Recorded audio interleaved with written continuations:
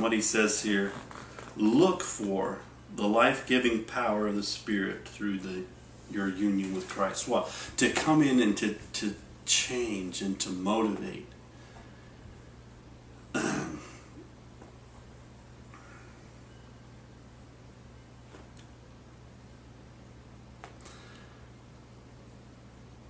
When you're free, you're free. When he sets you free, let me say it again. He sets you free. You know you're free.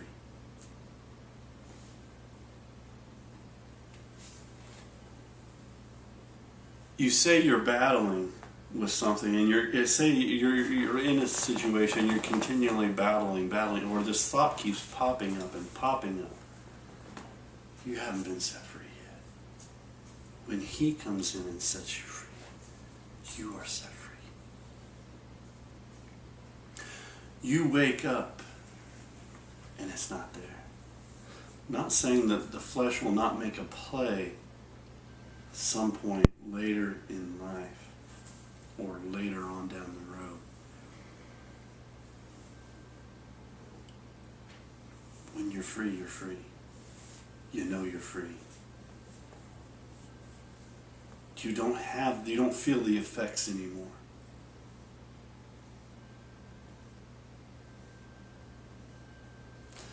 Why is that? It's his Spirit. Amen. You've come to the end of yourself. You've tried it on your own. You've tried. And I guess in one sense there's nothing wrong with trying, because it shows that at least your heart's in the right place. You're sincere. Amen. You want it. That's good. It's got to be there. The desire has to be there. But you see, it shouldn't be a continual thing. At some point, the victory of Christ shows up. His victory, his union, or we could just say Jesus shows up on the scene. Amen. And the chains drop off. Because what is he talking about? The lower nature here. Going back to, we have this warfare going on, or can have this warfare going on. And I believe, as long as, to my experience so far, I believe as long as you're in this world, the devil will constantly, or I won't say constant, he will make a play, continue to make a play for you until your last dying breath, or you're raptured out of here. But that's different than living with something every day.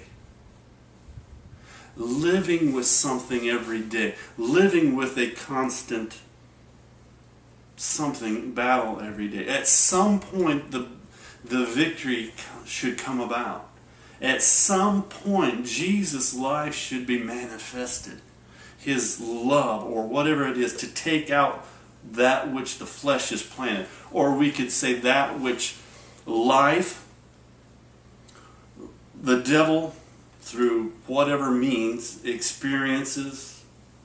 Maybe it was BC, maybe it was an experience AC after Christ, but God wanted to work something out. The devil wanted to use it to draw your focus away from Jesus and draw you down a different path.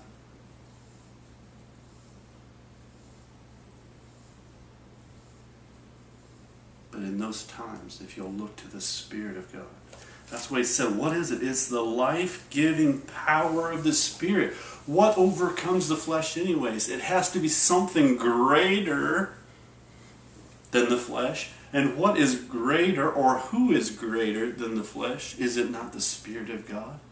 That life-giving power. You see, at some point, you move on. How long? I don't know how long that is. That's between you and God, and only He knows, I guess, when it comes right down to it. A lot of times it's when you throw up your hands and you say, I have done all I can do. I have worked, I have scrubbed, I have tried to control my thoughts. to no avail. And it just keeps sweeping over me, washing over me. True freedom is true freedom. I mean, how else can you split? It's freedom, it's liberty. You walk in it, you know it. It's no longer a struggle. It's no longer a battle because He has won the battle. Amen. Won it in the sense of it's there. You've got it now. Amen. But we have that. This mind up here is that battlefield that we have. And it's kind of like the channel. No, it's kind of like a dam. A lot of it is like a dam. The Hoover Dam, whatever you want to say. You have this dam, and you got all this stuff pushed up behind it. All this water is held back by this dam. And you can crank open, they crank open. Of course, the Hoover Dam generates power, okay? I'm not sure how that's going to work into it. Anyway, but, they crank open and they let some water through. They let it trickle through, or whatever, the amount they set. But it's got all that, the dam is there holding all that back.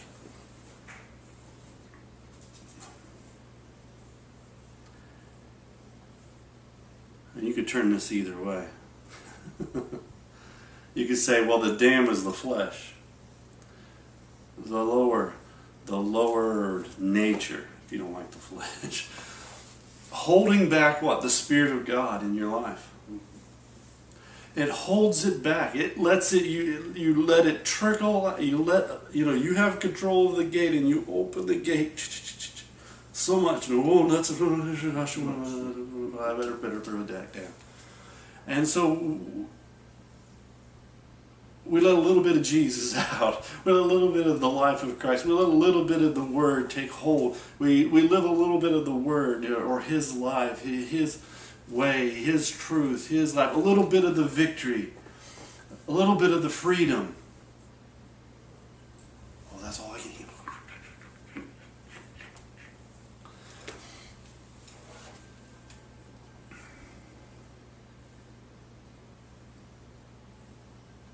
Look at it the other way.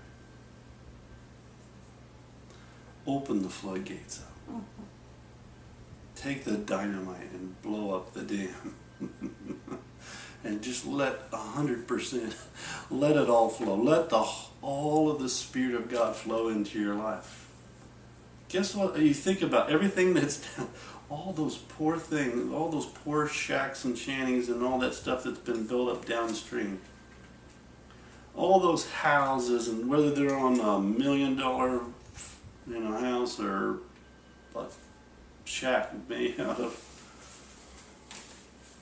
whatever, it all gets washed away. The whole land gets cleansed, doesn't it? It just, a mighty flood just comes in and starts washing everything away. And all that is seen is water. All that is seen is water. Everything else is washed away.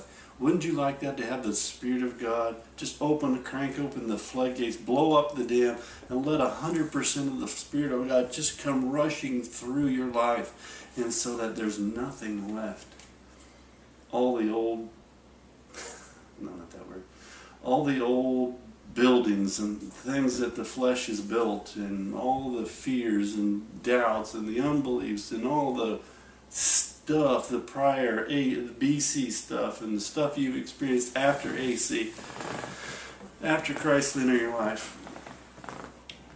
Let it all wash it away. What is he talking about here? He's talking about, for the life-giving power of the Spirit through the union with Christ has set us free from the power of sin and death. A little bit ahead. It washes all the way. The next verse says, for the law could not do it, because it was made helpless through our lower nature. You see, the law could not do it. The law was never intended to perfect you. The law